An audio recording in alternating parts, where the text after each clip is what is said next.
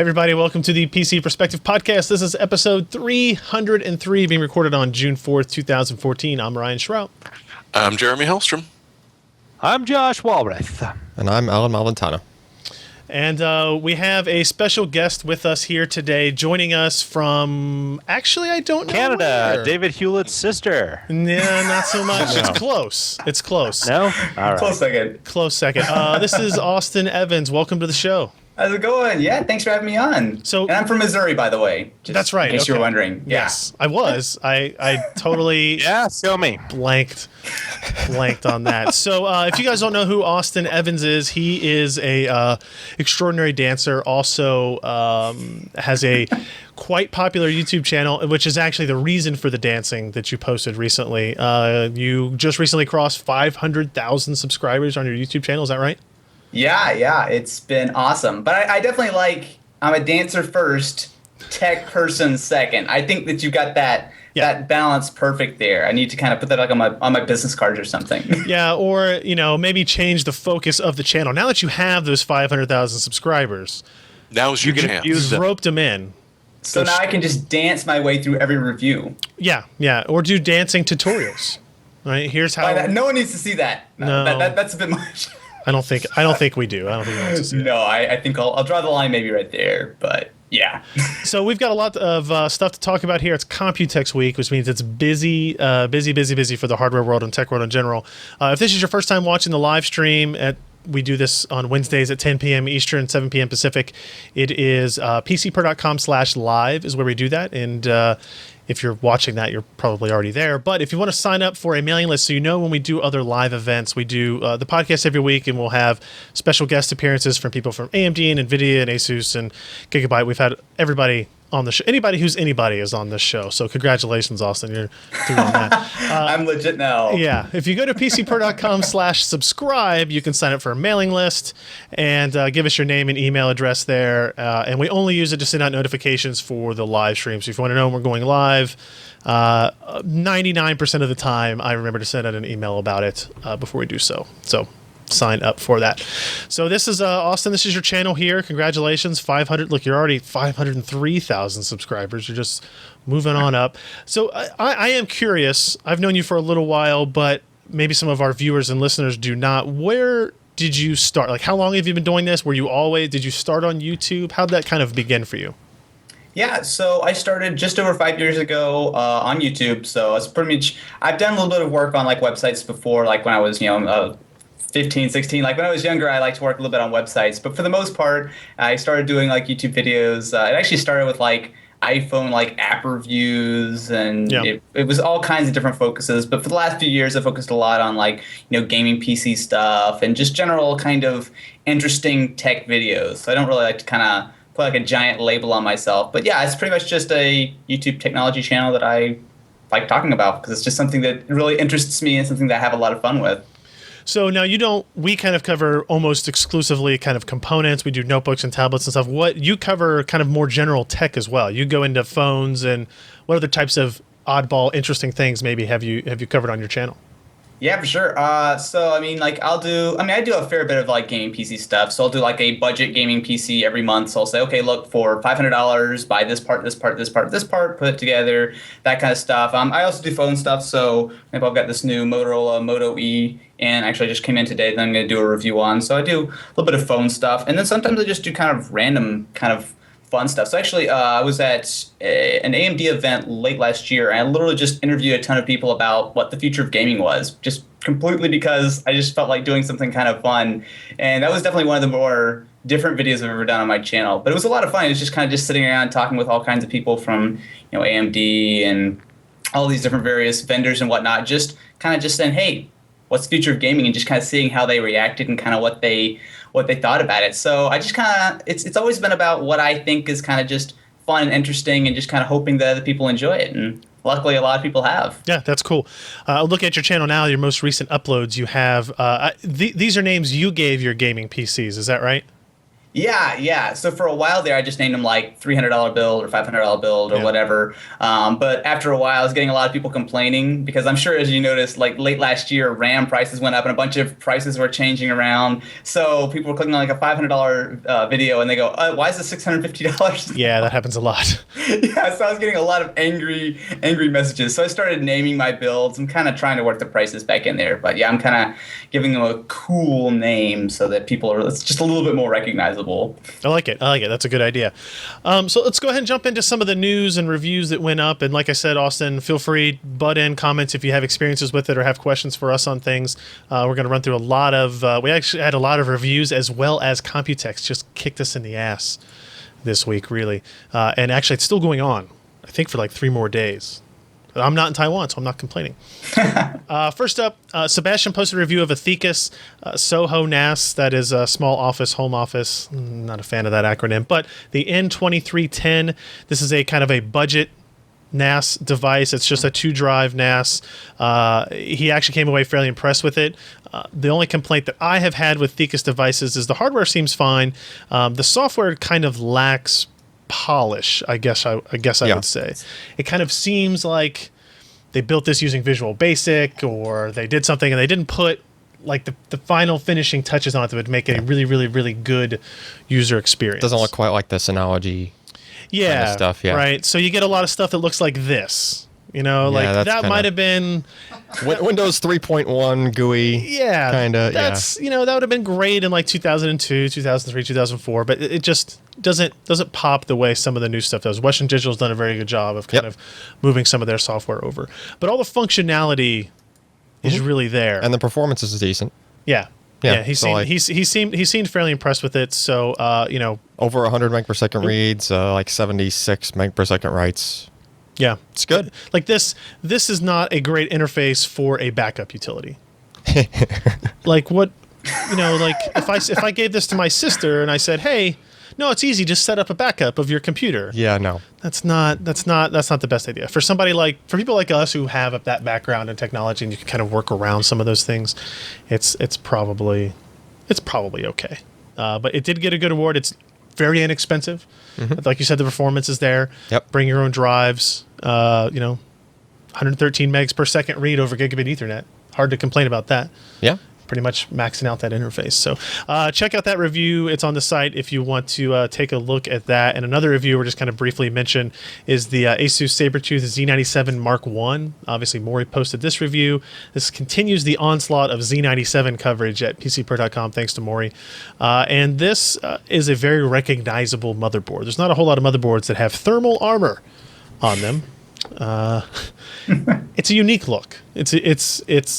I like it. I think Maury likes it. I don't know if I really get into the whole usefulness of it. Like they come with, I don't know where he shows it, if they have, covers for the PCI Express slots and covers for the DIMM slots you aren't using to kind of keep that dust out long term. So if this is a motherboard you install into a system that doesn't get moved for 2 years, you pull it out, you want to add something to it or something like that, then the idea is the dust is not in the places that it does not need to be in. Yep. And it's also supposed to help. Until that 40 millimeter fan gets dirty and starts screaming. Well, I don't think there is one on this, right? There are. Smack dab in the middle. Yeah, there's one here. And there's one here too if you want. Oh, is there a hidden one? Yeah, it's like right here. It's like an exhaust. Yeah, it points out the back. They're not actually loud though. They've sourced quiet fans. We've been through. Yeah, I think we've tested this. Well, they're clean. I think they're speed controlled. True. Like off the motherboard. I don't know the answer to that. I think so. I don't know. Yeah, you can see. Well, you should just make a bad guess. I'm gonna go with yes. Yeah. All right. Yeah. Yeah. Confirmed. You can see the fan right here in this picture of the back panel. You can see what it's doing there. I mean, the idea of it is really good, and they've added other things to it. They have higher end caps and whatnot in certain places. Just for me, I can't really buy into who the specific user is of a motherboard like this. You're looking for a specific kind of look. Because if you're building an industrial PC that's going to be in some place that's really dirty and dusty, you're probably not buying a Z97 motherboard and putting a system together yourself, right? Maybe you are. Maybe you work in a maybe you do woodworking downstairs, but you also want to be able to play games, and that's the only place your wife lets you set up a computer or something like that, right? So for all 4 people who have that specific thing, it's going to Yes. be perfect. Yeah. Yeah, very, very specific. But I mean, ASUS is continuing to make them. This is not like the first generation of this tough series board, so they're obviously selling. They're obviously selling well enough for them to continue development, continue making them. Yep. So check out that review. Maury posted that up this past week as well. That's the Asus Sabertooth Z97 Mark 1. Mark 1 has the thermal armor. Mark 2 does not. I think that's the primary difference, and you can buy the armor separate if you want to add it back. Out of curiosity, what's the price of the armor? Like, I'd be interested to see how much that actually adds to the price, because I assume that also comes with the 2 fans. The That armor one's itself. $250. This one is $250. Yeah. Yeah, I'd be curious then what the Mark What the Mark II. is. Let's see if we can do spot research here. You would almost think they would do the Mark I without the armor, and then the Mark Or I II can't type either. with it. But But it's always had the armor, so maybe that's why it's the Mark 1. Yeah. Yeah. Yeah, I'm not seeing the Mark II on Newegg. they probably figure nobody's So- going to buy it. It The could. Mark It, II. it actually could be just a later release schedule. Maybe. So It'd be interesting to see them. yeah, I would guess it's not super cheap. If I had to Yeah. guess, I'd guess $40-50. Yeah. Sounds about right. Yeah, that's a guess. Yeah. That's a guess. Is Josh? Does that count as a totally inaccurate statement that we place as fact? Absolutely, because I'm looking at that big old piece of plastic and wonder the cost of injection molding and It's got shiny tooling letters on that it. up. It's thermal armor plastic. It's thermo armor plastic. Thermal And it's got speed armor. holes. It does have speed holes for air speed holes, Yes. which is weird. Moving on. I did a review of this tablet here. This is the Asus MeMO Pad 7, specifically accurately modeled numbered ME176C, because there are lots of Asus MeMO Pad 7s. This is a specific model of it. This is interesting because it is the first Android Bay Trail device that we have seen. So this is using Intel Silvermont architecture, their Bay Trail processor, in particular the Atom Z3745, under an Android environment. Now, we've seen Windows tablets using Bay Trail for a while. The Asus T100 is a very popular device. I liked it a lot. It was using Windows 8. It's not using Windows RT, which is even better. But this is, where Intel really needs to get is in this Android space, right? This is the big growth area for tablets, and their Clover Trail and Clover Trail Plus devices were not great in terms of performance, in terms of just user responsiveness, scrolling through things.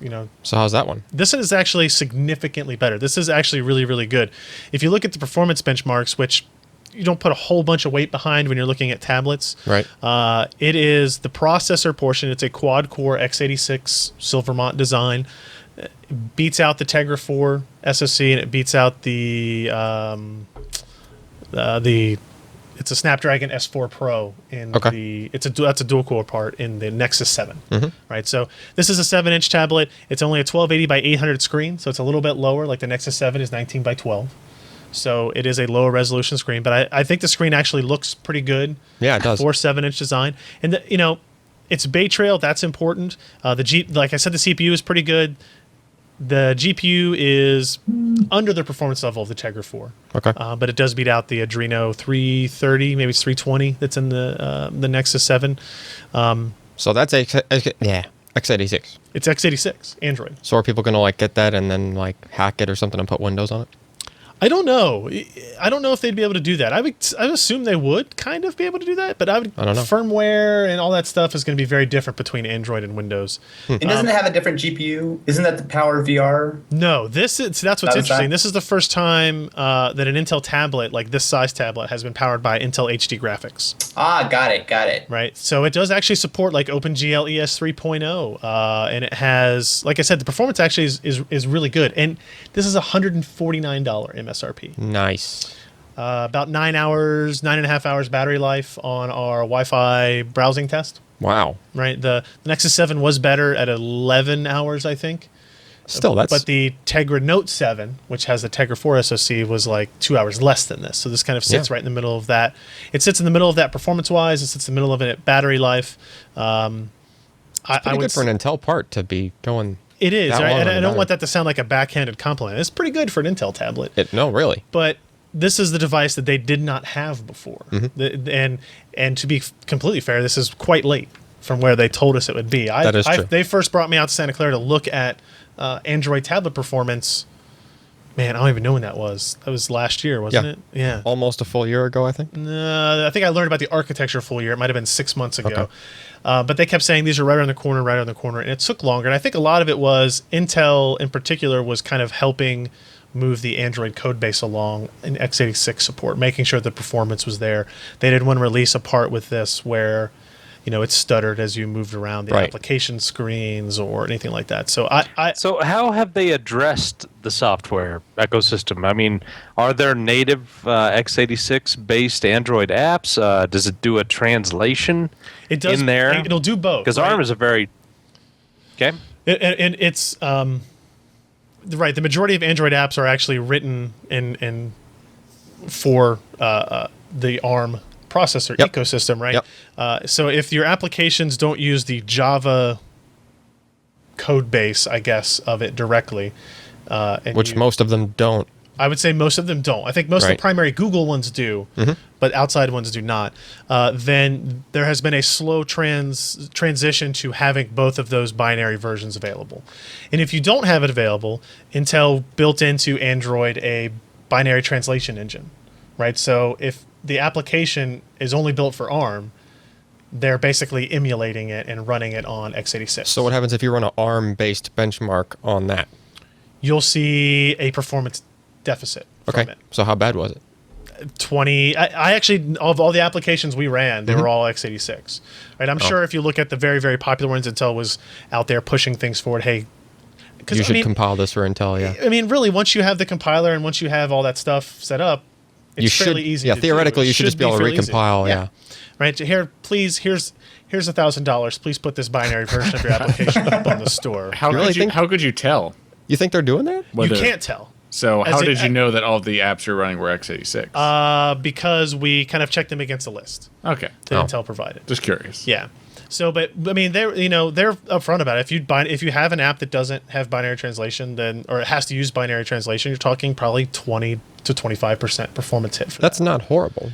It's Yeah. not horrible. You'd probably notice it. Right. If you were kind of used to that particular Android app. There were some people in the comments of the review saying, hey, the Netflix app used to not work on x86 Android tablets. Does it work now? And I downloaded it and started it, and it worked just fine. So it's probably not 100% perfect, but I probably downloaded 30 applications during the couple of day review process and didn't have any compatibility issues or anything. So it was a plus. Have you used any of these, maybe the older generation Android Intel tablets, Austin?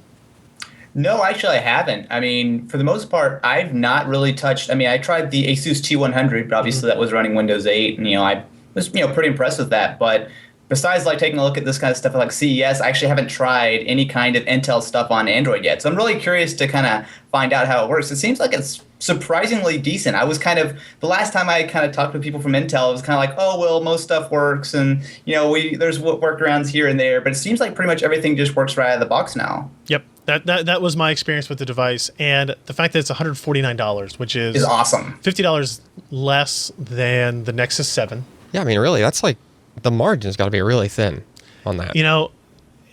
This is some of the places where on You think Intel is seeding, desktop processors, Intel can charge whatever they want and Right. they can make the margin whatever they want. This is the area where they don't have that flexibility, right? They're the small guy in this. So you think they're kicking money into So it? I think they are. Well, They're probably I selling think shit they real actually cheap. learned a lesson, and I've got to throw this in because remember back in 2006, Apple went to Intel and said, "We're going to make this product. You need to sell us a chip that can do this, this, this, and this, and you're going to sell it to us for this price." And Intel came back and said, "No, we can't afford to make that for you." And so instead, Apple went to ARM, and the rest is history. And Intel has been kicking themselves in the behind ever since. That's Yeah. true. So it's a pretty interesting device. I think it'll be available the next week or two for $140, $150 on Amazon and Newegg. So you can check that out if you want to see all the benchmarks and photos, and we kind of go through the ASUS Zen UI a little bit in the article as well. You can give that a read. Now we're going to get into a little bit of a storage block where we talk with Alan here. That was not on purpose. He didn't say sector. Yeah. We're going to go into it. Never mind. Alan had a busy week. We posted 2 reviews, the first of which is the crucial... And he painted his basement. No, not yet. Basement's yet. next. Yeah, it's coming up on the list. Crucial MX100. This is your standard 2.5-inch SSD. Yep. Right? It's a metal case. It's got some SATA connectors on the side. So this guy's marketed for just the typical upgrading consumer. You have a laptop, has a regular spindle hard drive in it. Yep. You want to upgrade. You're looking for something that's more on the budget side of things, right? So the way that they're marketing this guy is, now realize there is a M550 line that Crucial makes, right? They had an M500, now they have an M550. Really good specs across the board, doesn't matter what capacity, it's just kind of their pro model. 550 is. The 550 is, yes. So the MX100, they're trying to go for much lower cost. They still wanted the performance to be good, right? So 16 nanometer flash. Yeah, so they dropped the flash Mostly. process. The node is now not 20 nanometer, it's 16 nanometer in the, 256 and 512 models. Yep. As far as capacity goes. There's still a 128 gig model of this guy, but it uses 20 nanometer flash. Boo. Yeah, it's kind of... Just confusing. It's confusing, and it almost doesn't fit, like, even in the lineup. Like, it looks out of place. Because the cost per gig for the 256 and the 512 gig models is like, what was it? Like 40-something? 48 cents when we launched. Yeah, the review. 48, like 47 and 48 cents a gig. Launch prices ordering right from the manufacturer's website. Like, not even on resellers, just like straight from Crucial. So pretty good. But then if you look at the cost per gig of the 128 gig model, because it's not using, it's using 20 nanometer flash, which is more expensive. And Yeah, that's B, weird. it's a really low cost per, like a really low capacity. And once you get to the really low capacity, you're also paying a higher percentage of the money to buy the controller. Sure. And like the other stuff that's in the drive, right? So it goes up to 63 cents per gig. Yeah. So it's really just don't bother with the 128 gig model if you're going to do this. At this point, so what? First of all, tell me. I mean, the performance was good. Performance was good. The 512 gig model, the performance is almost identical to the M550. Okay. The catch is that once you get to the lower capacities, the write speeds really drop off pretty quickly. Okay. So the 256 gig model, the write speeds almost cut in half.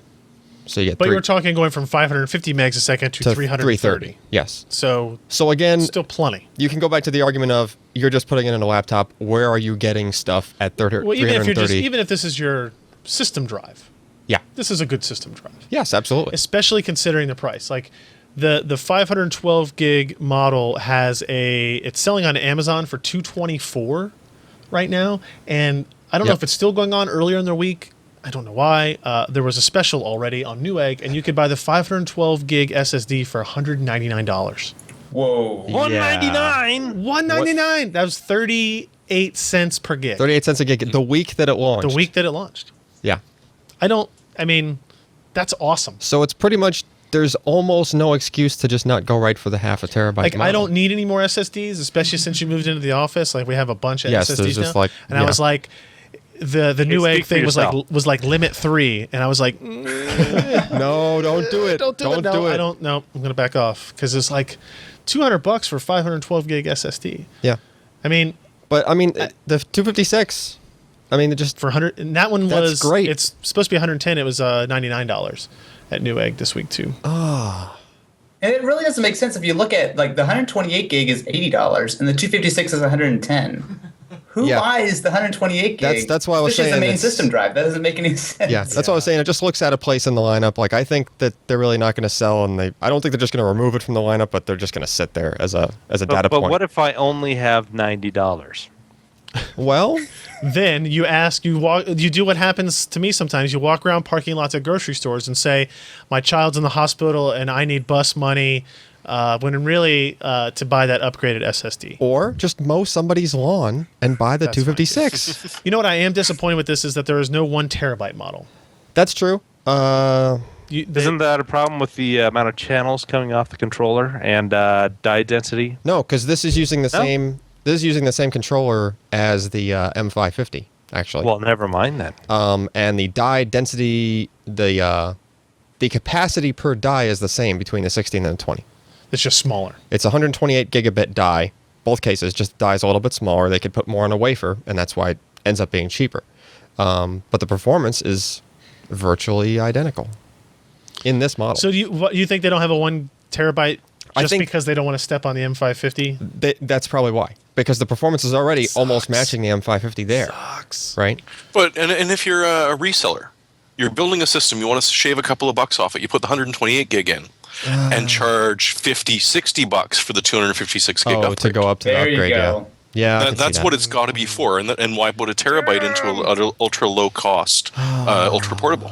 Because I want it. And also, this drive is not going Upgrade to be it. available in MSATA Nope. or M.2 or anything like that. They're very specific about this is a 2.5-inch drive only. Like this is like we want to totally destroy everybody else in the market that's going to make a low-cost SSD except ourselves in on the their other higher end lines. part. Right? Yes. Yeah. So, and because they have that completely vertical integration, they make everything.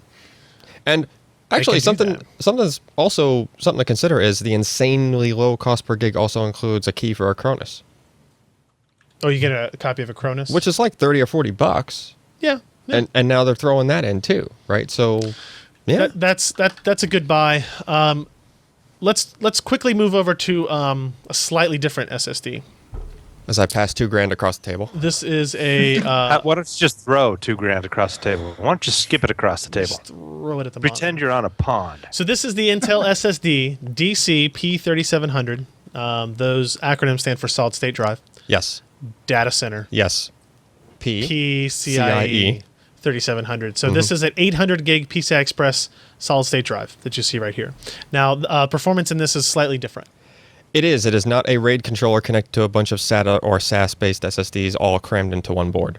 It is Which not. is what we have traditionally seen Everywhere else. on PCI Express drives. It's just a set. It's a controller that you normally have seen. A that's- Revo drive is basically a RAID chip and a bunch of SandForce Okay. controllers, right? But this is a native PCI Express controller. That is native PCI Express. It is a PCI Express 3.0 by 4 to 18 flash memory channel data paths. So I know Austin does a lot of video editing, and he has much fancier video equipment than we do. You do 4K stuff, is that right?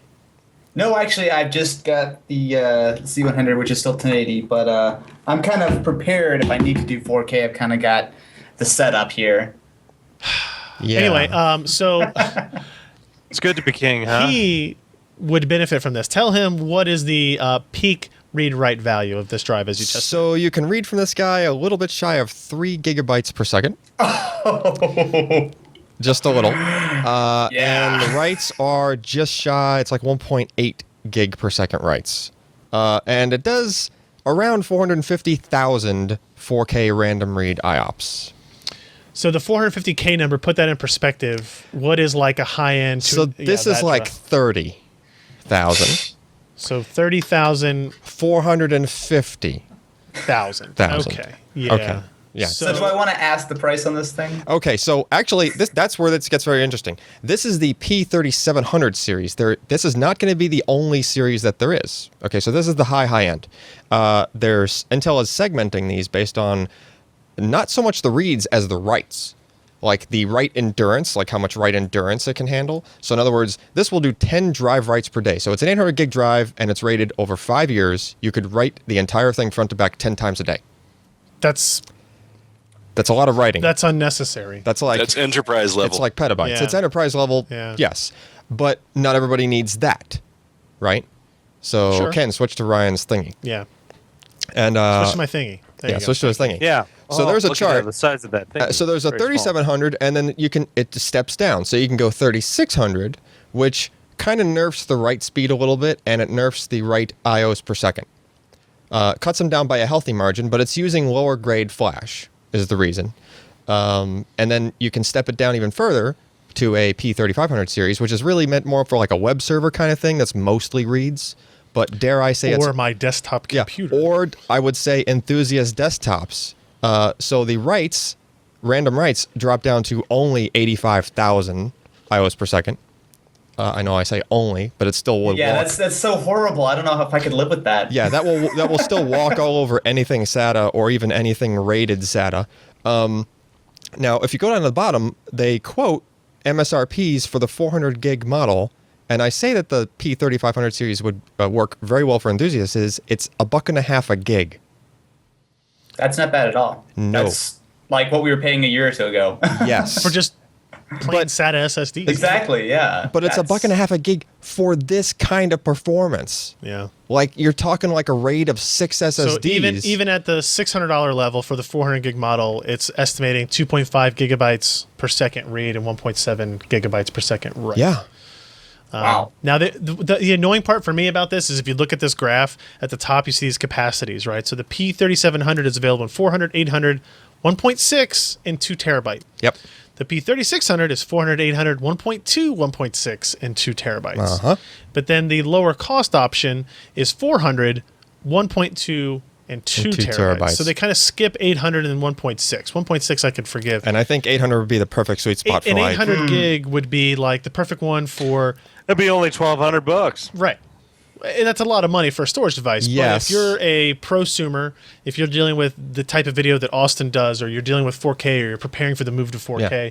like an 800 gig working drive for that for $1,200 is way better than what you would pay for an R4 of similar capacity, and you're So are getting you much going better to take performance. this and use it on your frame rating machine?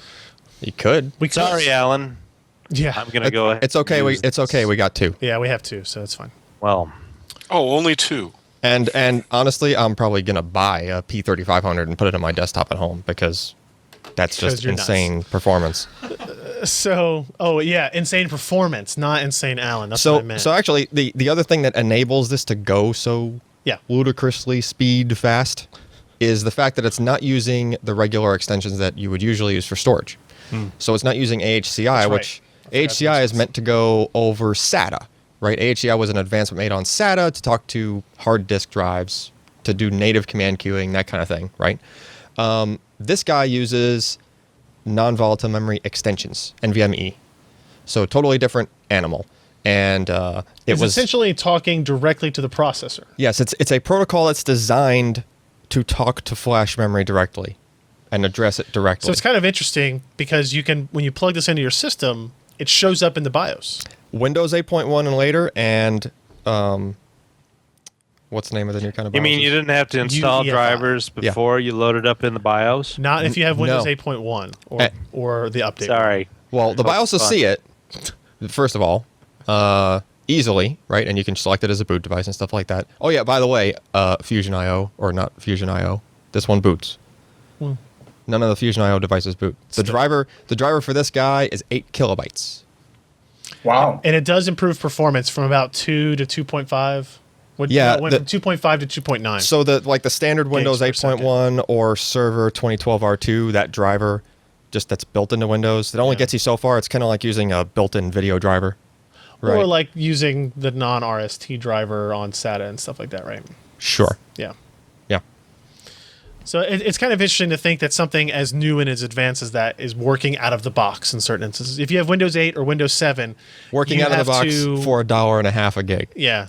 If you had Windows 7 or Windows 8, like you have to install a driver like you would with a RAID controller driver during Windows setup. Yep. Same kind of That's thing. it. But then after that, you're kind of off and running. Yeah, that's it. as well. So check out Alan's review. He's got pictures if you want to see pictures like this of the controller and these weird circles with the X's in them from the. And we're actually going to revisit this guy once we reconfigure everything because it was just Yeah, was- like when you max this out, It was it's hitting bottlenecking- 50% processor utilization. yeah. Right. Wow. On an 8-core system. Yeah. The system couldn't keep up. Yeah. It had difficulty keeping up supplying enough data to really feed it. So that's a good sign. That's a good sign. So I have one question about Yeah. this. Can you actually tell a difference in just like normal day-to-day use with this compared to say just like a normal SATA SSD? Like, is it really that noticeable, or do you think it's going to be more of a thing of if you're like copying like huge files and doing like video editing? Like, do you think that the average person would actually be able to tell the difference? It depends. A lot of SSDs will kind of sort of choke and like, I don't want to say stutter, it's not that bad. But if you're doing a bunch of like really small writes while you're trying to do reads, in other words, like during the boot process, right? So there's small writes going on, there's registry stuff going on that's getting flushed back to the drive at the same time that you're trying to load like a whole desktop full of icons if you're one of those kind of people, and all of those little things that sit next to your clock when you fire up Windows, right? And all those things going on at the same time, this will make that go even faster. Like this will basically make it so that the only thing that's bottlenecking your system is the CPU at that point, because this is just gonna go so fast, right? Yes, it will definitely help for video editing, absolutely, right? If you're anything like scrubbing along a timeline, Scrubbing along 4K content would be. will How about be Farmville? Yeah. Will Farmville. increase my performance in Farmville? Yeah, Mooncat wanted to know if it will make Facebook load faster. No. And someone in the chat mentioned Intel supporting Linux. There is already a Linux driver for this. Like we got this with a Linux driver as a review sample. Yeah. It's pretty cool, and we have some other stuff we're going to throw at it. We're going to try to run both of them in parallel and see what we can do. Put it on something like a 40 core. Yeah, maybe use system. Maybe use like 40 thread system. Maybe. Like Yeah. let's really Nice. push it forward. All right, in our last review, holy crap, what time is it? For You don't this- know what time it is? Tool time. AMD Kaveri mobile preview. This is a preview. Because I don't really have the system, we just got a few hours of testing time in San Francisco when AMD brought us out there a few weeks ago of the Kaveri APU that we know and love, that Josh reviewed and we talked about many times. It launched around CES, I guess, and they're finally bringing that to the notebook market. This is really, I think, where the APU in general, and this APU specifically, has the potential to shine and really make a case for itself. It's hard to do that on the desktop market with the competition from Intel and the prevalence of discrete graphics solutions. But on the mobile side, I think higher performance integrated graphics makes a lot more sense. Also, I know everybody's excited because this marks the return of the AMD FX branded processor. Yes. It's not dead. Yes. It might The as well be dead. FX, which started out as the FX 51 Yep. and 53 back in the day, which was actually, a high performance Those were. part. Yeah. Yeah. It's a little bit before we talk about the price. It's a little bit depressing to think that this is where the FX brand went, right? That it's on a modest performance processor with a fairly good integrated graphics portion. That this is what they think is the FX brand now. So do you think Lisa Su is dancing in her office saying, "We're winning the race to the bottom"? I don't know. Sometimes it feels like that because here's the thing, right? So the part itself performs quite well. If you look at the specifications table here, like the FX 7600P, which is the highest end of the mobile Kaveri parts, it's a 35 watt part. It runs at 2.7 gigahertz base, 3.6 gigahertz turbo. The GPU runs it up to 686 megahertz. It has DDR3 2133 support. And it is a 12 compute core design, 4 CPU cores and 8 GPU cores, otherwise known as 8 GPU SIMD clusters. I guess that's the right way to put it, Josh. Close enough, yeah. Yeah, and then you got they've got 3 different 35 watt parts and 3 different 19 watt parts, and then if you go to the Pro series, 3 more 19 watt parts essentially that are targeted more towards business users. These again are modest performers. I'd say good performers, but in certain areas where you would expect them to be good performers. If you look at Cinebench, if you look at 7-zip benchmarks, if you look at Sysoft Sandro, which we did, it's going to fall behind Intel's comparative parts, right? The comparison to this should really be the Core i7-4702 MQ, Okay. I guess. That's like a 37 watt TDP part. But almost all the laptops we have here are using Intel 17 watt parts, like the 4200U and the 4500U. Those are the parts that tend to be in all the Ultrabooks that we're used to seeing. So it was hard to get the comparison that we needed to have for these numbers. But CPU performance, it does well. It beats out some of the, like the A8 7645 watt, which is a desktop part. from AMD. But you know, it's the Core i3 4300 Haswell, which is a 50-watt TDP part, is, you know, faster. It's going to happen, right? Multimedia performance in particular, and then memory bandwidth as well. But if you look at like Cinebench, it's okay, but you know, single-threaded performance has been the downfall for AMD for quite some time, and that continues to be the case here. Nothing's really changing from the performance results and the performance estimates that we had when Josh and I reviewed Kaveri on the desktop side. Where it does have some advantage is when you are either doing gaming or you're taking advantage of like OpenCL applications. PC Mark 8, for example, is, I would call it an attempt to predict what application performance will be like in the future. And you can see it scales very well, while the Intel part, you know, it's actually leading over the Intel Haswell part here in all three of these individual PC Mark 8 tests. 3D Mark, it does very well, obviously, and especially on the graphics side, you can see it outperforms Haswell dramatically. And then we were able to run Battlefield 4 on it at 19 by 10 at low settings. Not great frame rates, you know, almost 25 frames per second. But again, this is an integrated 35-watt part. So That's almost playable. it's kind of playable. Yeah. Knock the resolution down a little bit, and it's not too bad. Yeah. So it's... Go ahead. Kaveri was designed at the beginning to be a low power part, or at least lower power, which is why it's got a max power of 95 watts, and you don't see the CPU really going up above 3.9 gigahertz is its boost clock. And so you can see from the very beginning, AMD really aimed this at addressing the 35 watt, the 45 watt, the 65, I think. What is that one, the configurable TDP, the A10 7600? Yes. Okay. A8 7600. Yeah. Gotcha. Yeah. But, yeah, from the very beginning, I mean, they had a focus that this is going to be more of a mobile part, and it's going to be able to, you know, perform better per watt down at those levels than say, hey, we're going to put this in a desktop and we're going to apply all this more, you know, voltage and power to it, and it's just not going to scale as well with that power. So that's why we, you know, see it at the performance it is, even though it's a smaller process node than 32 nanometer SOI.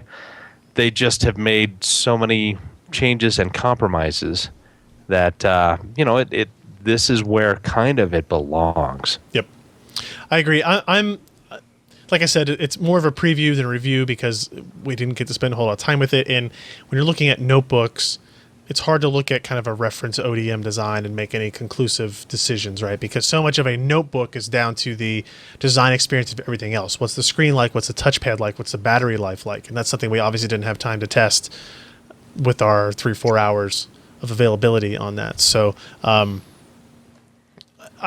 eager to see some of the Kaveri design wins that they'll get, and hopefully they'll be announcing a bunch of these soon. HP has 3 already. Yes, Elite books. Yep, the Elite books. They're using the Pro series, which is fine. It's not an issue. It's the same silicon essentially. So I want to see how those perform. I want to see how they review. I want to see, you know, what they kind of physically act like. Not physically act like, but how they actually perform and using them on a day-to-day basis, I guess. Austin, do you have any kind of experience using or working with some of the Kaveri parts? What's been your experience with them so far? Yeah, so I've used them in a couple of like my budget builds. So like especially the A7600, that's not out yet, right? I don't think it's actually on sale yet. Although I know that we were sampled them like months ago. That's the one I've been really waiting for because that's Kaveri. I believe it's the 8 GPU core as opposed to the 12 or maybe it's 10. I'm forgetting it. It's a smaller GPU core, Yeah, it's a little bit smaller than the 7850K. That's the one I've been really waiting for, and it's not been out yet. But it's decent. You know, it's nice for like, you know, like I can't really speak too much on the laptop side since I haven't got my hands on it. But as far as like on the desktop side, for like if you really want like a budget build, like tons of people want to play like Minecraft and that kind of stuff, Kaveri is great. I mean, it's really all you need, and you know, it's a few $100s and you're set to go. But I don't know. I'm not super thrilled and excited to get my hands on the laptop just yet. It looks decent, looks all right, but nothing that's really kind of blowing my hair out. Right. That's the right way of saying that. It could be. We'll go with it. See, I Yeah. said that once, and look what happened. Be careful what you ask for. So let's get into Computex here. And like I said, we have too much Computex news to really talk about in a reasonably sized podcast. 30 seconds each one. Everybody wants to go to sleep eventually today, and I am one of those people. So we're going to run through kind of them in groups, and we'll talk about them. But if you go to PCPro.com... Hey, before we really go on... Oh, yeah, okay. Before we go on, I just want to let you know, I killed the mosquito. It's dead. The damn thing is gone. Look at It's the not macro on that camera. messing with me Pretty good. anymore. That is a pretty sweet camera you got there, Alan. Yeah. Way to go, Logitech. Thanks. You're welcome. Yeah. All right. Well, now that the mystery of the bug has been solved, we can move on. So, like I was saying, Computex, lots of news. If you go to PCPro.com, it's all there on the homepage. Or if you really just want to filter it out, you can go to PCPro.com/Computex, and it filters all of the news that we have gathered from Computex. Here's the secret: it's actually just everything that has the tag Computex in the post. So, No. I know, it's giving away how the sausage is made. Monitors are a thing I think we can all appreciate. We all Having we never assembled talk a about 'em G-Sync anymore. panel recently, yes. yeah. What'd you say, Josh? I said we never talk about them anymore. It seems we never talk about monitors. I think they're going to be the hot topic for the next long time, would be my guess. And that's great because, I've been waiting for about 10 years before monitor LCD technology to get to where it's exciting again. That is true. You try to get us excited about monitors all the time, and I'm going, yeah. Shut up, It's, like, Josh. it's the same crap. Up.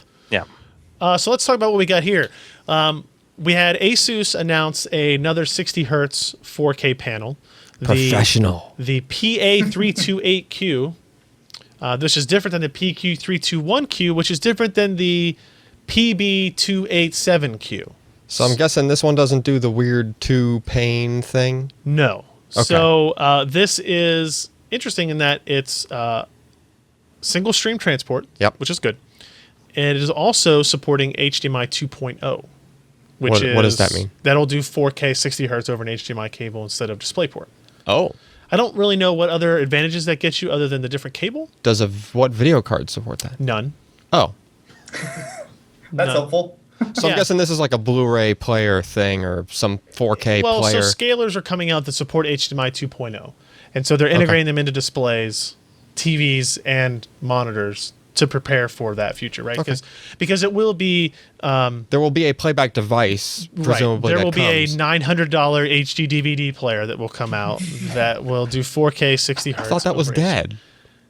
Yeah, It's well, coming back. it's all coming back. Toshiba, they got back together. They got It'll the be band back. HD DVD Blu-ray. Instead of it being 4K. a Pentium 4, it's 4K. going to be a Haswell computer that has to boot up every time you want to play a movie. Like the original HD Yeah. DVD players, yeah. Like I said, All right, so Clearly. It supports protocol that you can't use yet, so you're going to be using DisplayPort. right? So this is more in their professional line. Adobe RGB coverage.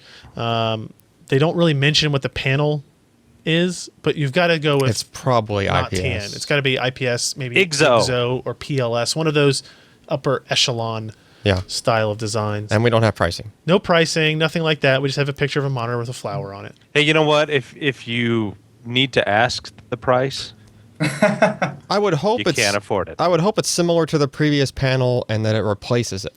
So The 321. the 321, The 321. the $3,500 monitor. I think Yeah. this will be significantly cheaper than the $3,500 monitor. Oh, well, that will also be good. Yeah. Well, But there you go. I don't know when. So let's go through the rest of them real quick, and then we'll do a discussion on. We had the ASUS PG278Q, which was first shown at CES, and is now going to be available in July. This is the G-Sync 144 hertz 25 by 14 monitor. So that's just a retail version of the thing that we've already written up. No, this is a 144 hertz Yeah. 25 by 14 27-inch screen. 144 hertz. Yeah. And G-Sync and 25 by 1440p. Sign me up. 14. Yeah. Yeah. That's The like everything human all at head once. weighs 7 pounds. But it is a TN panel. Yeah. Sorry to let you guys down. But you could actually afford it then. It will be $799 and available in Okay. July. All right, so that's something. Acer Pretty awesome. Acer has the XB280HK, which is a 28-inch 4K monitor with G-Sync. Up to what frequency? I'm guessing Much below I mean, it's going to be 144. 60 hertz. It's a Okay, 4K so panel. okay. Right, so I think it's the same panel that's on that ASUS PB287Q that we've already talked about and reviewed, but they are Not to implementing be mistaken with the Asus PB278Q. correct, which is an IPS 25 by 14. So wait, what kind of panel do you think is in this guy? It's a TN panel. Okay, so it's also TN. Or the All right. PBJH. TNJ. Early May to end of July Hmm. is the Q2. Thank you for that justification on this. How Scott. much is that one? No idea on pricing yet. Oh, End of July is they say Q2, and that would be end of July. So we'll see if that actually happens. And then finally, AMD demonstrates prototype FreeSync monitor with the DisplayPort 1.2a adaptive sync feature. You can see some pictures of it here running. Obviously, wait. it's not very interesting. In so the picture form. G-Sync stuff is already shipping, I would say the G-Sync stuff is finally shipping. but shipping going to be very soon. Probably. I haven't seen it on new And Amazon. that other technology is just in the prototype phase. Yes, because they just ratified the DisplayPort 1.2a standard to include it a month ago or so. Okay. Right. So what's interesting about the demo that AMD had, it's the first prototype monitor, and they talk about this is an existing monitor that had the firmware flashed and upgraded That's cool. to support it. Now that does Interesting. not mean they're very careful about this. Where's the line that they Because wanted to G-Sync, you had include? to completely replace You're the completing guts. hardware. Yeah. Right. This does not guarantee that the firmware alone can enable the feature. It Well, does reveal that some scalar LCD combos are already sufficiently advanced that they can support some degree of dynamic range refresh. Okay. And it's also that some degree that you got to wonder about. Yeah. Can it maybe only go between 40, 50, 60, like those specific Yeah, probably numbers? can't go Can it down that anything? low. Or can it maybe not, doesn't have the granularity that you would have otherwise? Well, if you bought a 60 hertz monitor, it ain't going to go to 144. Well, clearly. Sorry. Clearly. It's the down on what it would be able to do. So, of those monitors, Austin, which of them are most interesting to you? Or which one, I guess? So I've spent a little bit of time with the Sharp 32-inch 4K, and I'm gonna pretend that I'm as good as you guys at remembering all these model names. That was and I the like it, but KN321. Look at that. you're just showing off now. Boom. But I've spent some time with it, and I like it a lot. But I really feel like 4K, if you could bring it down to like, say, maybe like a 24-inch. Like I know Dell has a 24-inch 4K monitor, right? I don't know, is that shipping yet? I think so. But I haven't had that. We haven't had that one in here yet. I've heard discrepancies of whether it's thought it was 30 or 27. 60. It is 20. It's Dell has three 4K panels. Already? Wow. Yeah, I don't know which one it is then. But I'm interested in taking a look at some of these 4K monitors with where you can actually scale them perfectly to be like a 1080p monitor. I feel like that's kind of an interesting kind of thing because you look at like a 1080p monitor and it's like, okay, you don't have a ton of room, but you imagine like playing some games at like 24 on a 24-inch 4K monitor. Like that seems like that's about as I don't even know what the PPI on that would be, but that seems like that would be a really awesome kind of middle ground. So I guess the ASUS or the Acer, which is 28 inch, is kind of a little bit closer there since it has G-Sync. But I don't know. I think I'm really interested in 4K. I really want to see some of these smaller monitors where it's kind of like we can start phasing out. It doesn't have to be like a $4,000 32-inch monitor if you want 4K. Right. The Asus that we looked at That's a week or two 27 ago. It will be for sale June 10th, which is coming up, for $649. And it's a TN panel, 4K single stream. So this like the issues you had with that Sharp setup where you had the multi-stream transport, all that's gone. Yep. It's a TN panel, but it's better than your average TN panel.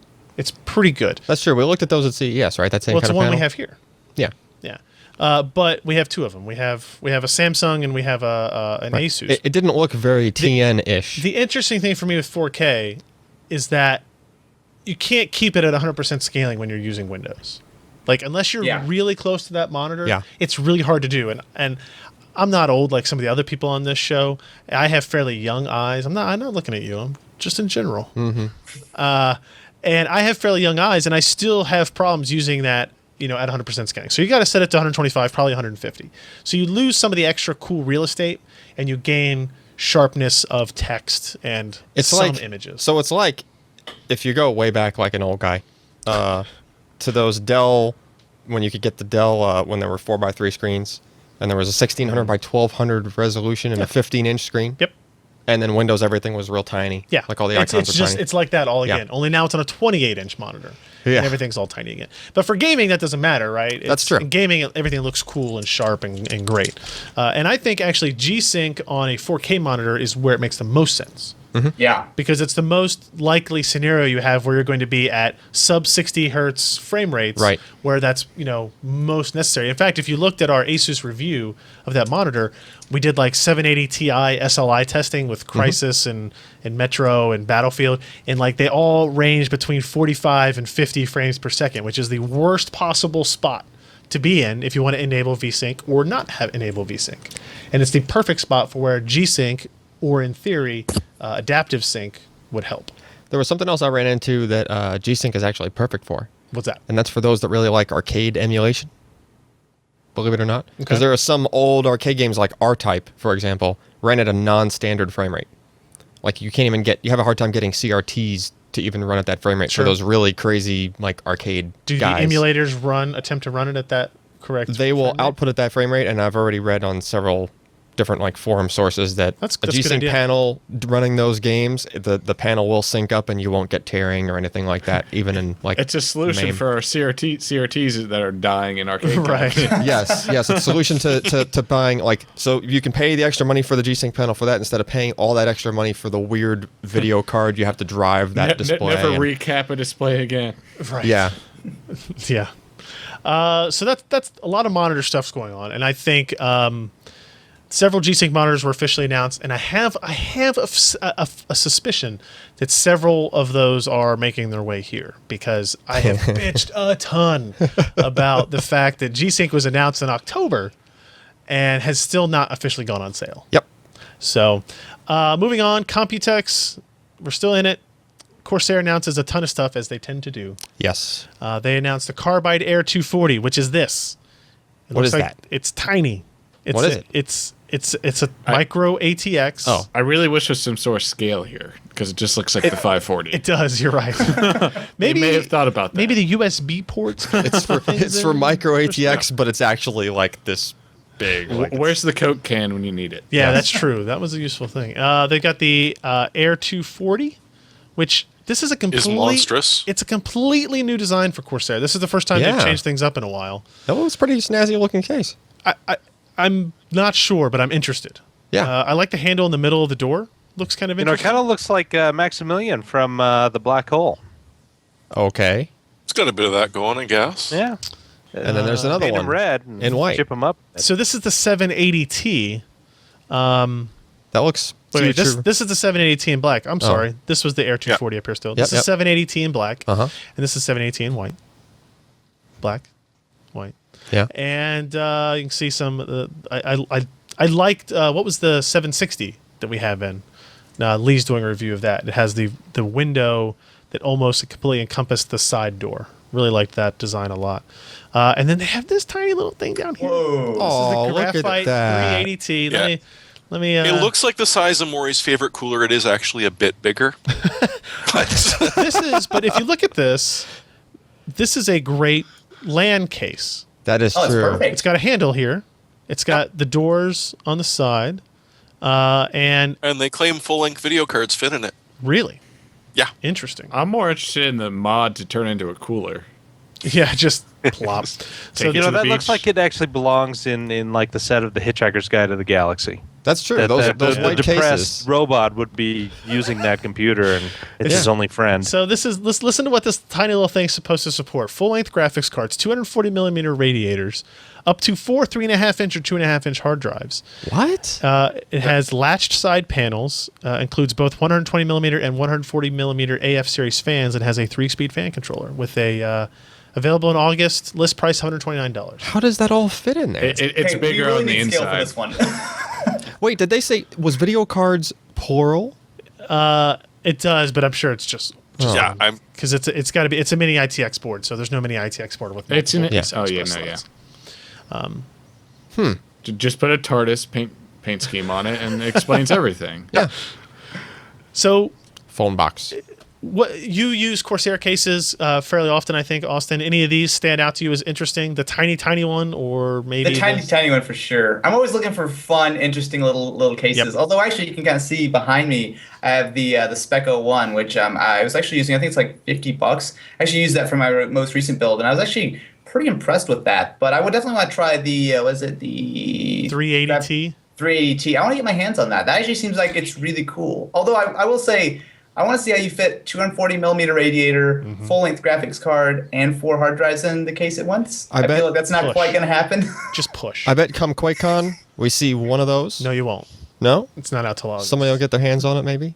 Oh, maybe I could get one for QuakeCon and like bring a system down for it. And then we can make it into a toaster? I don't know. No, just put it out there with a stack of components and say, here, the first one that can actually fit them all in and get it to work. That's true. Keep it. Keep it. System build contest comes back. It's a build contest. If you break it, you buy it. Also, Corsair. If you guys remember, we talked about the NZXT Kraken G10, and it was an adapter that lets you place self-contained water cooler onto a graphics card. Yep. Right. Corsair has one called the Hydro Series HG10. I don't understand why they went with the model number. It was the Kraken G10, and they went with the Hydro Series HG10. Seems a little, I don't know, too much on the nose for me, but this is what it is. It is a bracket that lets you install Corsair self-contained water coolers on it. And here's what's interesting. See this red fan? Yeah. That is from the graphics card. What? Wait, what? You repurpose the fan. But I thought those were allowed. Not if you don't run them at the speed. I don't know. Oh. Like if you look at this, if you watch in the video, I think it's in the video, that they show you installing it. Because notice this one has a different sticker. It does not have the Corsair logo on it like that sticker does. And it's relatively cheap as well, $39. So that's kind of where they get away with it. Also, this apparently only currently supports R9 290 290X. Which I was about to ask. Yeah, that like it just specifically like that fan. Like that doesn't make any sense to me how they would be able to actually get any like other kinds of graphics cards in there unless you just happen to have something with that same size fan. Yeah. If you look at this picture, it kind of looks like this part of it is modular. Okay. So you don't have So to maybe put it they'll on? ship one for NVIDIA cards and maybe... They are making one for 780, 780 Ti, maybe 770. I don't know if that's the same PCB. That almost looks like it extends to a third slot. But it will be a different SKU, and it's coming out later. The Okay. NVIDIA one is. So it's a good reason for you to go out and buy some of those eBay cards. Yeah. To harvest the fans. But now you got to have $39 for the bracket, It- and then you got to have the cooler as well. Yeah. Right? So you got to buy a Corsair Hydro Series It's getting closed loop expensive. design. That's Yeah. getting awfully expensive. It's Just- getting... Just buy a different one. I'm just Also, going to get a new card with dual fans and actual Yeah. cooling. yeah. Yeah. Now, what about... Anybody have interest in a completely RGB capable keyboard? We saw those at CES. We did, but now we know how much they're going to cost. Uh-oh. How much? $170. That's not horrible. Wasn't that individually programmable RGB keys? Yep. Okay. Each key is RGB capable. Yep. And then it did this weird little cool ripple thing. It has, you hit a it has key all and, kinds like, of the- weird effects you can put on it. Like the People colors with ripple away. epilepsy should get another keyboard. Well, don't put it in disco mode and you'll be good. The red model available in late July, blue switch in August, brown switch August, red switch August. Listen, people with epilepsy might want this keyboard because you can make the whole thing purple, right? Where's purple, Ken? You need purple if we're going to talk about epilepsy. There we go. Purple's Oh, important for epilepsy? I don't know. That's the color. So you can see here, like the idea of it, the functional design, besides just looking pretty and cool, is that, say, hey, you can get your WASD keys a certain color. You can have everything else dark if you want. You can have profiles so that, when you're playing EVE Online, the keys that you actually use are the ones that are lit up. That's true. Right? And that can be pretty cool. And you can light them up like, these are, this color's green for healing. This one's red for attack. This one, this group is for that. So I think you could do some really cool stuff with it. So, and then the big deal about this was that they had to re-engineer their keys so that the light actually piped through them properly, right? The switch itself, yeah. Yeah, the actual cherry switches. Not just the cap, but the switch itself. Yeah, because if you looked at the video, like all the switch plastic housing is clear. Yep. So it channels the light through. So the keys actually end up. They were pretty bright. We saw it in person. they were very bright. Yeah. Corsair Flash Voyager GTX USB. Anything interesting on this, Al? So that is a SSD in a USB case. It's kind of So beefy. who did that first? Remember that big ass USB 3.0 one Super Talent, that maybe? broke off all the times at OCZ, or I think who it was that? Super Talent. Super Talented one. PhotoFast did the one that was like eSATA. No, OCZ had an eSATA thumb drive as well that required Oh, that's- USB power to function. Yeah. So wrap your mind around that one.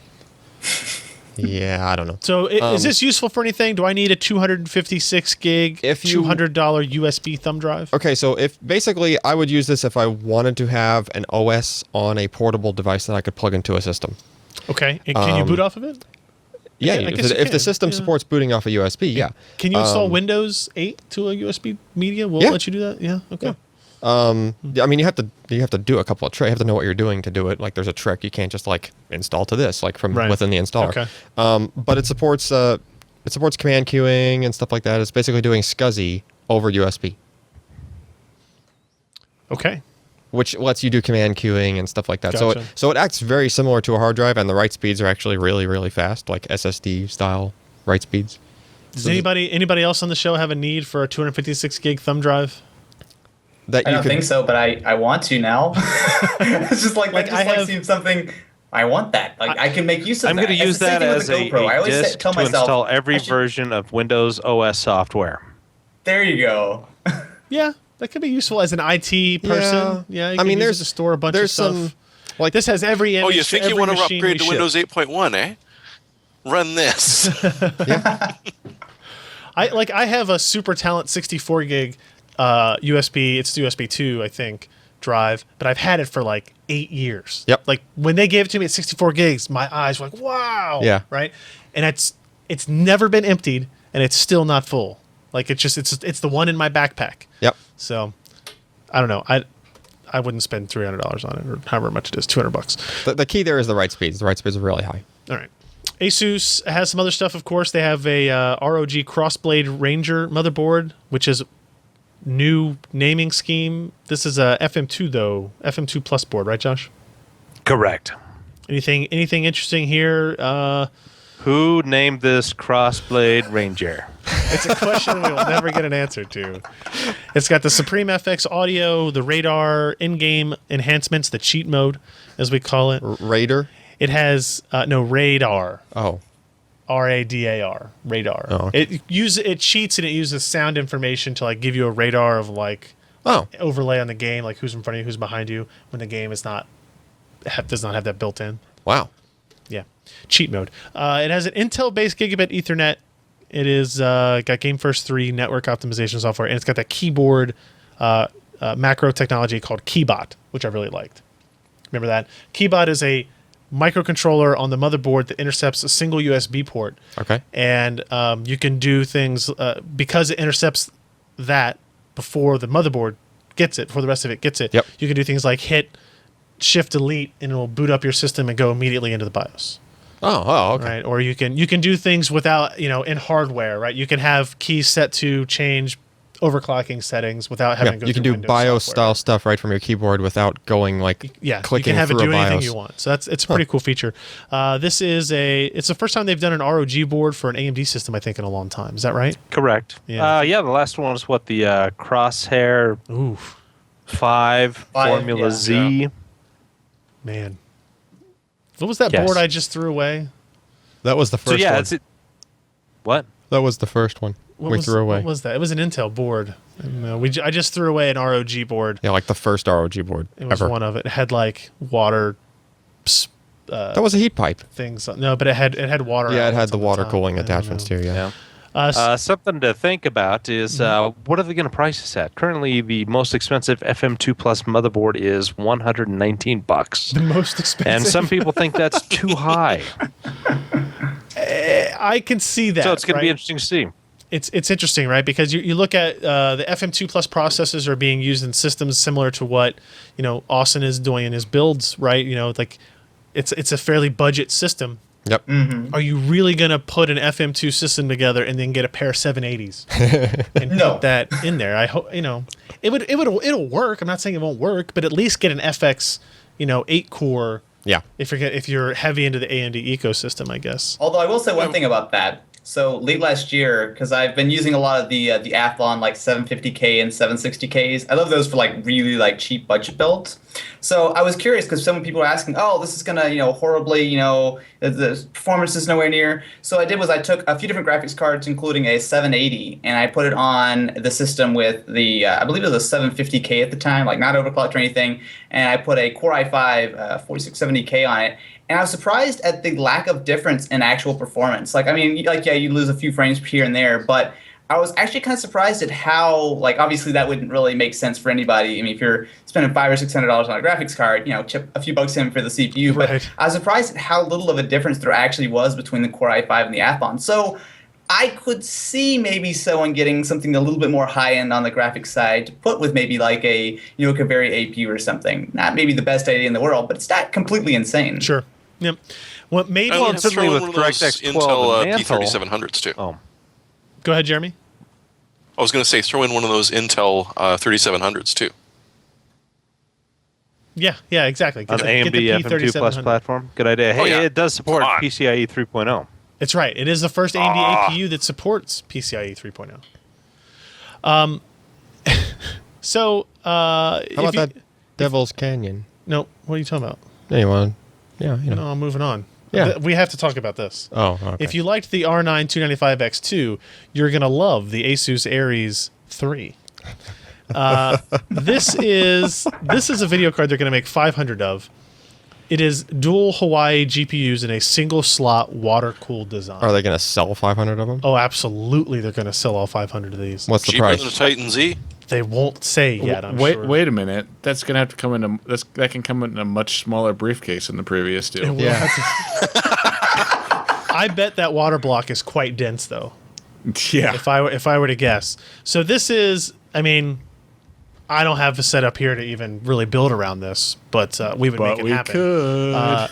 So it's basically the same hardware of the R9 295X2. They're saying it's going to be overclocked. It's using a custom designed EK water block and will deliver 25% cooler performance than reference 295X2 designs. That's pretty awesome. Only 500 will be made. All are individually numbered, so I can sign up for you if you want, Alan. That's even Serialized. 500 less than they usually make. Yeah, they usually make like 1,000 or 1,200 of them or something. And it'll be available Q3 2004. No idea on pricing yet, but I think it looks awesome. Yeah. Like That is that's gorgeous. super clean. I hope that there is a similar logo on the back side of it because that's the side you'll see in like a typical system with a window, True. right? I always hate that when the cool stuff is facing down in That's the why. case. That's why my home desktop case is one of those upside down and backwards ones. Yeah, that'll work. Yep. And also, finally, from ASUS, the GX500 ultra thin 15.6-inch 4K gaming notebook. 4K on a 15-inch screen. Be prepared for scaling. Be prepared to not have enough GPU horsepower. True. Very cool idea. But look how skinny it is. Very cool idea. But Try to nothing really read to get those into. icons without scaling. Yeah. Anybody excited about Devil's Canyon? Have you heard about Devil's Canyon yet, Austin, and what it's actually bringing to the table? Yes, and in fact, I had to delay my most recent build because I was hoping that it might have been out because I did one yesterday. I was hoping it might have been out, but hopefully it'll be out for next month. But yes, I've been waiting for this for quite a while. I've got some fun stuff planned for it. This is essentially taking the 4770K and bumping it up by 500 megahertz. Yep. So instead of a 3.5 base clock, you've got a 4 gigahertz base clock. So it's kind of like overclocked right out of the box. It is 4 cores, 8 threads. It's everything is the same as the 4770K, except now the 4790K is much faster. And here's what's crazy: I kind of don't understand it. Right, the pricing is the same. They're going to sell the 4790K for $339, and they're going to sell the 4770K for $339. That makes no sense. It doesn't make any sense to me why anybody would not buy the 4790K. They have the same TDP, 4 watts difference, Oh no. right? and the same price and And it comes with the extra capacitors on the bottom and Yep. a different thermal, whatever trickery they're doing. thermal to- interface, polymer thermal interface material, or next generation polymer thermal interface material. I don't or even understand- Injicapitim. That I same guess some similar people just like pricing makes delidding no their s- processors. Yeah, doing the same pricing. I don't get it. I don't know. Maybe availability won't be that good. That would be my guess. My guess is that these processors are going to be hard to find. So does it got a turbo mode still? It does got one. It goes up to 4.4 gigahertz, 500 That's megahertz pretty higher. fast. Right. So instead of 3.5 to 4, or from 3.5 to 3.9, it's 4.0 Yep. to 4.4. For the same price. Yeah. I mean, that's awesome. 500 megahertz is a huge jump. Yeah. And with a turbo I will mode. say that a lot of people are thinking that with this new thermal interface, it's going to be overclockable even higher than the standard Haswell processors are. I don't have this part in yet. Trust me. We're still waiting on it to show up. Hey, the overclockers have gotten it on air up to 5.5. Oh, you already. Yep. My everybody I know that has touched several of these processors has told Yeah. me that you're really only going to see 100 to 200 megahertz more than you would see on a normal Haswell part, though. Okay. Right? That it's not fundamentally changing the world of overclocking. But same price.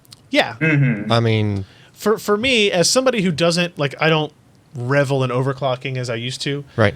but the plug and play 500 megahertz upgrade for me is just, yeah, you'd be stupid Yeah. not to buy it. The issue is I think it will be hard to find, which means I think it will be, a little bit jacked up on price when it gets released. That's a shame. yeah. Because if they're keeping the old, because there's an i5 version as well, right? They're keeping the Yes, but it's only i5 100 and the Devil's megahertz Canyon? better. Yeah, the Core i5 model is only 100 megahertz faster base and 100 megahertz faster turbo. Compared to. The 4670K. 4690K is the other one that they're releasing as Okay. well. But it's much less exciting. It has the new thermal interface and everything, but not the out-of-the-box performance benefits that you get with the other one. So, we talked about monitors already. I forgot to bring this one up. Philips announcing the seamless dual display IPS monitor. It's not quite seamless, Jeremy. What is it? It's like 3.5 millimeters or something like that. That's pretty close. It's close, but I don't think that the picture does it justice. I think they're cheating a little bit on some of the pictures, like that one. It could be. Kind of cheating a little bit. Maybe. The one showing the swivel, I think you've got a better idea Right here. what you're going to see. Yeah. I like the idea that you can change the angle of it Yeah. like that as well. And it's Well, a because heck if of you're a going to lot. get two of them to have four, you're going to want to line them up. That's Well, true. but wait a minute. Then you're going to get thicker bezels on the. Well, as opposed to having thicker bezels anyways. Like, If you line up four of them. They still look fairly thin. Yeah. This is one of those oddball products that I think may never even come to market. Like, Yeah. it won a Computex Design and Innovation Award. It's one of those. Which is one of those. It's like, this was pretty when we did the CAD for it. Yeah. But clearly there was no demo on the floor. but if it's not stupidly expensive, I could see it for business usage. Because instead of having to have two monitors and two stands and this and that and the other thing, or dealing with buying a VESA stand and mounting it, Yeah. it's like, boom, here's a 2-in-1 monitor, away you go. Do you remember the EVGA I was monitors just gonna say Yeah. that. that would flip around? Those were a great idea too. Yep. And probably won Design and Innovation Awards. And then it just. And a lot of money. Never was a happened. thing that really mattered. So, what else we got? Getting towards the end here. Cavium introduces 48 core ARM processor. Okay. Anybody into that? We're not to the point of using more than 4 yet, like consumer. Well, so. Gas this is- coherency is going to be a real monster on that. They do claim that was actually mentioned specifically. Where does that mention here? They talk about the Cavium Cavium coherent processor processor interconnect? Yeah. Claims to be the first socket coherent ARM processor. This is a custom architecture design. This is not an off the shelf A57 or something like that. Custom design. I think you kind of have to do that if you're going to put 48 cores in it. Would Yeah. be my guess. Clock speeds up to 2.5 gigahertz, 16 megs of L2 cache, and obviously this is not aimed at anything consumer wise. This is aimed at server infrastructure. Okay. And those specific server workloads that perform well on A lot many of small cores. processors Yeah. instead of a few larger ones, right? So you look at the Googles and the Facebooks Mm-hmm. and the EC2s of the world and what they might be able to do with something like this and how it affects virtualization. They do have they're quoting I/O capacities in the gigabits, hundreds of gigabits per second, and they do have a quad channel DDR3 and DDR4 memory controller option. So there's a lot of stuff in here, right? Yes. PCIe Gen 3, you've got 10 gigabit, 40 gigabit, 100 gigabit. This is a lot, and I don't really know how much they're going to cost. But anytime you can talk about having 48 cores in a processor, that's probably pretty cool. Maybe this will be in my next tablet. You think? No, You don't think so? it'll be a while. If you really want to load Facebook fast, though. Unless your Like, tablet is the shape There of you a go. blade. Come on. Like, I'm not going to load Facebook on 4 cores or 8 cores. I need all 48. Come Yeah, on. yeah. Yeah. Obviously, come on. It might make Android scrolling smooth. It might make Android scrolling smooth. Nice. Well done. All right, and I think maybe our final story here. ADATA announces they don't. They maybe not announces, but they are showing the SandForce SF3700 PCIe and M.2 SSDs plus some DDR4 memory. Yep. Is the SF3700 a native PCI Express controller? It can go either way. Whoa, easy now. It is PCI Express. It has those lanes on it. Okay. And then it can also be configured in SATA. That doesn't mean you can plug the device into either one willy-nilly. It has to be, okay, this is engineered to go this way. Okay. And then they just kind of flip some bits in the firmware of the controller as they're producing it. And then those lanes speak PCI or they speak SATA, Fair enough. basically. They're claiming listed specs at 1,800 megabytes per second and 150K IOPS. Uh-huh. So that's That's performs just well. nice to hear. Yeah, it's a good performer. We actually saw this in a lot of different products at CES. okay. In some form or fashion, but they were under strict, like, you can't even run a benchmark on this yet because it's not done. Right. So now it's good to see that it's much closer to done. NVMe support is listed and Yep. AHCI. So that covers the SATA side and it covers the PCIe PCI Express side. side. Yeah. Yep. Yeah. And show the insane XPG Z1 DDR4s. Oh, yeah, that? That's just Just in case you don't want your cooler to fit over top of your RAM, Yeah, you wouldn't can want- buy this. You wouldn't want that. The guys who did the Stargate sets came in and did the heat sinks. There was a couple other weird storage things, like Western Digital had SATA Express running on a hard drive. Yep, I got that right. On a regular here. hard drive. Yep. Which I kind of still... It was a hybrid drive. It was a hybrid, but still it seems like an awful lot of bandwidth. Like, I don't know. I'd have to see what the Was performance it actually... 120 gig SSD It was kind of paired like with a 1 terabyte yeah, black? think Western Digital Black 2, but instead of Oh, wait, the no, 1 yeah, terabyte yeah. drive, it was a 4 terabyte drive. Right. 4 terabytes with 120 gigs of SSD memory. Yeah. But still, I don't think it's going to SATA go... Express, finally. Look, it's got That- SATA Express Yes, on it. We yes, can yes. use the SATA Express ports. I agree. On a rotational drive. That's true. yeah. A hybrid drive. It's a hybrid. It's a Okay, hybrid I'll give it that. And then also what launched, and actually we're testing right now. Actually, as we're speaking, there's benchmarks running on it. Samsung 845 Data Center Evo. So it's basically an Evo, like an 840 Evo, but a data center version. What does that mean? So it's the triple level cell flash with the single level cell cache Okay. style, right? Yeah. That you can sell for pretty cheap, right? And these guys are supposed to be like around $1 a gig. So this is a data center rated drive Okay. for around $1 gig, which is very low for that. It's less expensive than the P3700. Yes, but it's not not as going to go fast. anywhere as fast because it's Fair SATA. enough. Sorry. Now, Austin, I don't think I warned you beforehand of what this is, the hardware software pick of the week. And I think Okay. we might be at a spot here where we're long enough on the show that we may have to skip it all completely. Maybe. Does anybody need to get their pick in this week? Is it time sensitive, Jeremy or Josh? Buy an so. MX100. They're dirt cheap. Okay, that's a good There you one. go. We kind of I already agree. we Yep, had there you talked go. about that as MX100. well. Josh, No, mine was just some crappy I know software Alan's is pick not. that- And I don't know. Mine's not time. Mine was. I was going to pick it, but it wasn't released yet either. Oh. But hey. Hey, Austin, you got something you really want to talk about? I just got to say that the Ares 3, just think back just a few months to when the 290X came out with the stock cooler. And remember, it was like, it's just like it's throttling and this and that. Now, a few months later, we have a single slot dual Hawaii card.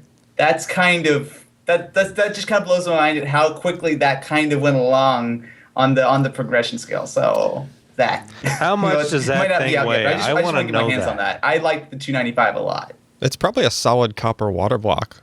It probably is, yeah. I mean, it's got to have some channels in it, but I mean, it's Yeah. Considering the Ares 1 was a solid copper air heat sink. Yeah. It's going to be dense. Yeah. I was already emailing ASUS and Corsair and everybody. I was like, hey, I know you're busy with Computex, but here's a list of stuff I want. Just making sure that these are in. We have that aquarium PC to build. If you would go ahead and send us one of those. Oh yeah, we'll just put mineral oil in the aquarium PC. No. Put the Aries 3 in that. Bring a radiator in or And something. we'll do that way, right? And You have a water Just cooling hook guy the here pump now. directly up to the barbs. yes, perfect. There you go. Yeah. No. See, Jeremy knows what's going on. So I guess that's going to round up the show for us this week, guys. Austin, thanks for coming on. Oh yeah, thanks for having me. Had a good time. Your input was welcome. You're welcome back anytime. And if you ever want to have like Josh on your show or something, just let me know. I can lend him off. We're so sorry. He's transferable in these fashions. So Have you had your tetanus shot updated? yes, always a good first question for an interview. Yeah. If not, just I'll bring a pick up on hazmat that. suit. Is that so? If people want to follow you or find you anywhere on the internet, Austin, where is the best place for them to go? Twitter, YouTube, both? Twitter probably, because I pretty much post all my videos on there, and I just love Twitter. But you can find me at Austin.Duncan on Twitter, as well as youtube.com/Austin Evans for all the tech videos. Can I ask you the source of the Twitter username? Okay, here we go. No, it's no big deal. So I used to have an older username, and I was changing it over pretty much across the internet. And I just wanted to just pick like Austin Evans. However, I was able to get it on like Google Plus and YouTube, but for the most part, there happened to be a lot of Austin Evanses. So I just grabbed Austin.Duncan because I like to be sarcastic, and I needed the username. So. And now you're stuck with it because you got all those followers. Yep. Yeah, and it's even my website now too. That's okay. It works. Hey, whatever's catching in his branding, hey, that works out well. Hopefully that's at least a little bit memorable. Well, congratulations on the 500,000 subscribers, and keep doing what you're doing, man. It's good stuff. And Thank you. We'll have you Yeah. on some other time. Yeah, thanks, Duncan. So for the rest of you guys, whatever. I'll see everybody later. We'll be back next week. We'll have the ending of our Computex coverage for sure. Mm-hmm. We'll have some more stuff that will be happening this week, but it will probably be slowing down. Thank goodness. I don't know if there's anything else happening next week. I'm lost. We'll have more storage stuff. Well, yeah, okay. Alan says we'll have storage stuff, so I'm still playing catch up from that's what moving we'll do. across the country. There might be a Titan Z coming Ooh. for testing. Ooh. I'd lay money on a Z97 or two. Might be Z Titan. What do you think about running over a Titan Z, like with a Oh, yeah. in a video? There were guys resurfacing a parking lot the other day. Totally used one of those little mini bulldozer things. So my dad owns excavation equipment. Oh, I'm just throwing Now that we're one talking. out there. sweet. All right, we'll see. We'll see. But- Whoever This sends can the get samples isn't military watching hardware. this right We've got now. excavation equipment. But you can only test the Titan Z in a system driving with this guy. 'cause What we it's- need to do is we need to put together a system that is the most expensive PC we can build with all the components here. Yeah. So both of the P3700s. Yes. We'll get two 10-core Xeons. Yes. We'll do a Titan Z and a 295X2, Right. right? And we'll do the Titan Z for PhysX. Uh-huh. And and Fastest physics calculations Wait, ever. we've got 4 4K monitors. We can mine Bitcoin or Litecoin while we're gaming on the Titan Yes. Z. Oh, that's right. Yeah, there you go. And we've got Sounds like Have Best a running game list ever. of how much the bitcoins are worth to see if you can get someone actually scraping that stuff off the tarmac afterward. we have 1,500 watt power supply that can push it all. This is working out great. This will be and we've got an aquarium PC that we could fill with mineral oil to cool it all. Oh, This is going to be a great week. You're gonna guys. stick all that It's hardware gonna in be a mineral great oil? week. That's not going to happen. That mineral oil Gonna power. have the intern stick that hardware in. Yeah, there. just reach your hand down in there and plug it in. I'm sure it's fine. This is totally inert. Don't worry about it. So that's going to be it, guys. We'll see you next week. I'm Ryan Trout. I'm Jeremy Hellstrom. I'm Josh Walrath. I'm Alan Malventano. And I'm Austin Evans. See you guys. Thanks for watching. I